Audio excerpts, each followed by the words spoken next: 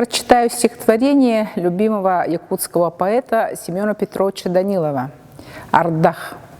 Куяс күнге эмиске силле түсте этиңетте, себирдекка түннүкке бөдөң таммака кирәте, конуулар бар тылар бар, курулатчы кутанаста, ардах аспыт солугар арылып устук кылбарда. Сүйдүрүн уныйхен сирем ситте ача атта, қаллан женкирен алас үрек үйере сытта. Мөттәк сөрүт салгыңа көрегей көтін тағыста, кені кере рыата кеға тойгар кыттыста. Үйерде көтті барыта, астына тынна айылға, қамсы тағыста сиктәк борттан күй қача. Бағарабын бұяңнақ, ардақ құрдық болуқпын, жоңғы ине дойды бар тухалақтық олар оқпын.